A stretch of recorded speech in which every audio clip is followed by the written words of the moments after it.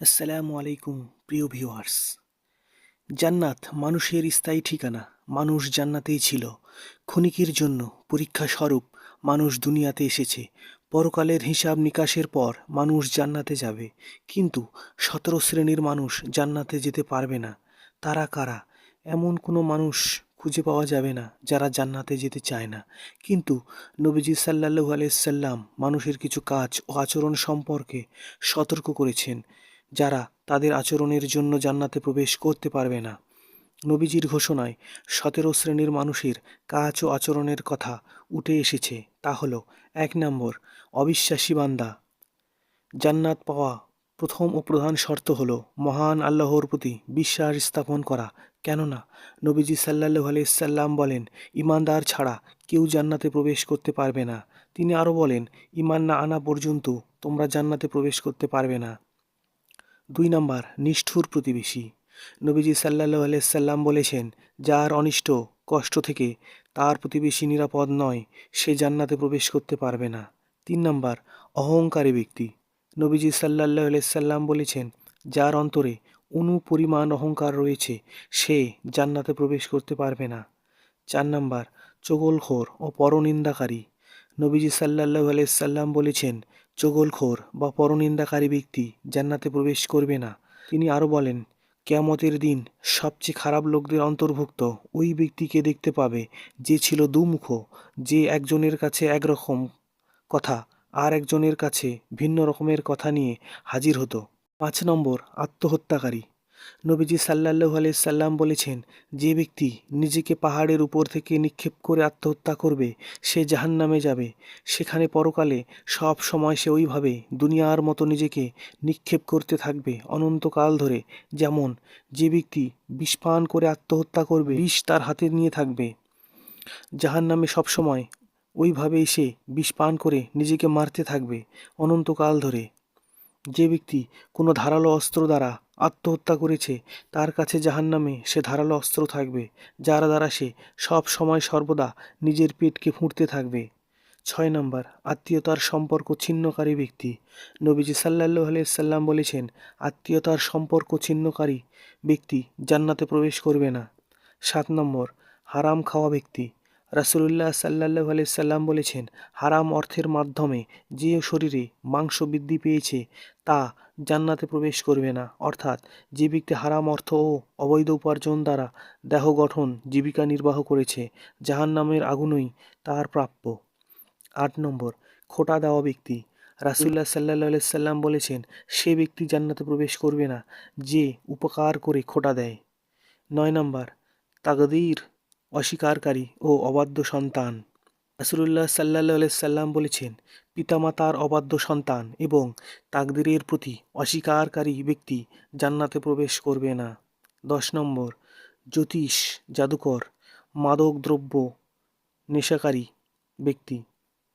রাসূলুল্লাহ সাল্লাল্লাহু আলাইহি সাল্লাম বলেছেন, যারা জাদুর বৈধতায় বিশ্বাসী এবং গণক তথা জ্যোতিষশাস্ত্রে বিশ্বাসী সেই ব্যক্তি এবং মদ্যপান করা ব্যক্তি জান্নাতে যেতে পারবে না। 11 নম্বর, ঋণগ্রস্ত ব্যক্তি। রাসূলুল্লাহ সাল্লাল্লাহু আলাইহি সাল্লামের কাছে কোনো ঋণগ্রস্ত ব্যক্তির লাশ জানাজার জন্য নিয়ে আসা হলে তিনি জিজ্ঞাসা করতেন, সে ঋণ পরিশোধের ব্যবস্থা করেছে কিনা। যদি বলা হতো করেছে, তবে জানাজা পড়াতেন। অন্যথায় সাহাবীদেরকে ডেকে বলতেন, তোমরা তোমাদের সাথীর জানাজা পড়ে নাও, কিন্তু তিনি নিজে তাতে অংশগ্রহণ করতেন না। অন্য হাদিসে এসেছে, রাসূলুল্লাহ সাল্লাল্লাহু আলাইহি সাল্লাম বলেছেন, ঋণ ছাড়া শহীদের সব গুনাহ ক্ষমা করে দেওয়া হবে। 12 নম্বর, পুরুষ বেশধারী নারী ও দায়ুষ। রাসূলুল্লাহ সাল্লাল্লাহু আলাইহি সাল্লাম বলেছেন, দায়ুষ এবং পুরুষ বেশধারী নারী জান্নাতে প্রবেশ করবে না। অন্য হাদিসে এসেছে, রাসূলুল্লাহ সাল্লাল্লাহু আলাইহি সাল্লাম বলেছেন, ওই ব্যক্তিকে দায়ুষ বলা হয় যে তার পরিবারের অশ্লীলতা ও কুকর্মকে মেনে নেয়। 13 নম্বর, ব্যভিচারী, মিথ্যাবাদী শাসক, অহংকারী গরিব। রাসূলুল্লাহ সাল্লাল্লাহু আলাইহি সাল্লাম বলেন, কিয়ামতের দিন আল্লাহ 3 শ্রেণীর লোকের সঙ্গে কথা বলবেন না, তাদেরকে গুনাহ থেকে পবিত্র করবেন না এবং তাদের জন্য রয়েছে যন্ত্রণাদায়ক শাস্তি। তারা হলো বৃদ্ধ ব্যভিচারী, মিথ্যাবাদী শাসক এবং অহংকারী গরিব। 14 নম্বর, কঠোরতা অবলম্বনকারী ও কটুভাষী ব্যক্তি। যে ব্যক্তি মানুষের কাছে এমন বিষয় নিয়ে গর্ব অহংকার করে বেড়ায় প্রকৃতপক্ষে যা তার কাছে নেই। রাসূলুল্লাহ সাল্লাল্লাহু আলাইহি সাল্লাম বলেন, কঠোর প্রকৃতি কটুভাষী লোক জান্নাতে প্রবেশ করবে না, এবং ওই লোকও নয় যে এমন সব বিষয় মানুষের কাছে গর্ব অহংকার প্রকাশ করে বেড়ায় প্রকৃতপক্ষে যা তার কাছে নেই। 15 নম্বর, অঙ্গীকার গ্রহণকারী অমুসলিমকে হত্যাকারী। রাসূলুল্লাহ সাল্লাল্লাহু আলাইহি সাল্লাম বলেছেন, যে ব্যক্তি মুসলিম সরকারের সঙ্গে চুক্তিবদ্ধ বসবাসকারী কোনো অমুসলিমকে হত্যা করবে সে জান্নাতের ঘ্রাণও পাবে না, অথচ 40 বছরের পথের দূর থেকে জান্নাতের সুঘ্রাণ পাওয়া যায়। 16 নম্বর, বিশ্বাসঘাতকতাকারী শাসক। রাসূলুল্লাহ সাল্লাল্লাহু আলাইহি সাল্লাম বলেন, আল্লাহ তাআলা যাকে জনসাধারণের শাসনকর্তা হিসাবে দায়িত্ব অর্পণ করেছেন কিন্তু সে জনগণের সাথে বিশ্বাসঘাতকতা করেছে এবং বিশ্বাসঘাতক থাকা অবস্থায় মৃত্যুবরণ করেছে, আল্লাহ তার জন্য জান্নাত হারাম করে দেবেন। 17 নম্বর, ওইসব উলঙ্গ অর্ধ উলঙ্গ বেপরদা নারী যারা নিজেদের চলাফেরা ও বেশভূষায় মানুষের মনোযোগ আকর্ষণ করবে এবং নিজেরাও অন্য মানুষের প্রতি আকৃষ্ট হবে। তাদের মাথা উটের মতো উঁচু হবে এবং একপাশে ঝুঁকে থাকা চূড়ার মতো কেশ রাশি শোভা পাবে। এসব নারী জান্নাতে তো যাবেই না, বরং জান্নাতের সুঘ্রাণও পাবে না, অথচ বহুদূর থেকে জান্নাতের সুঘ্রাণ পাওয়া যায়। তবে আশার বাণী হলো, আল্লাহ তাআলা বলেন, তোমরা আল্লাহর রহমত থেকে নিরাশ হইও না, নিশ্চয়ই আল্লাহ তাআলা তোমাদের সব গুনাহ মাফ করে দিবেন।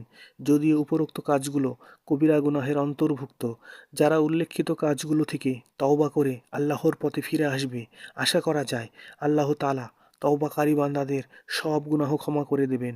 উল্লেখিত গুনাহ জড়িত ব্যক্তি যদি এই গুনাহ থেকে ফিরে আসে এবং এর প্রতিকারমূলক কাজ করে এবং পুনরায় এসব গুনাহ না করে, যথাযথভাবে তওবা করে, তবে আল্লাহ তাআলা তাদের ক্ষমা করবেন।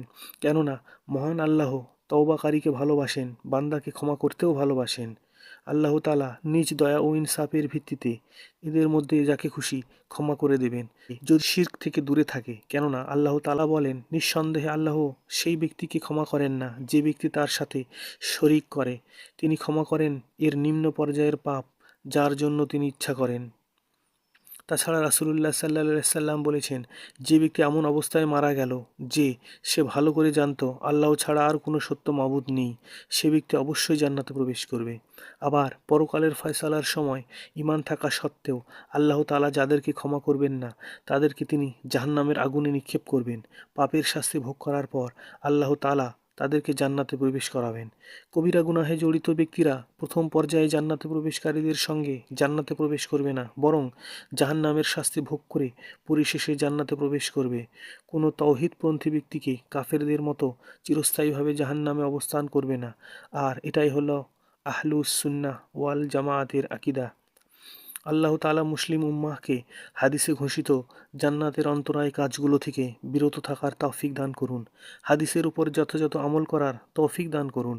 আল্লাহ বিধান যথাযথ বাস্তবায়ন করে জান্নাত লাভের তৌফিক দান করুন।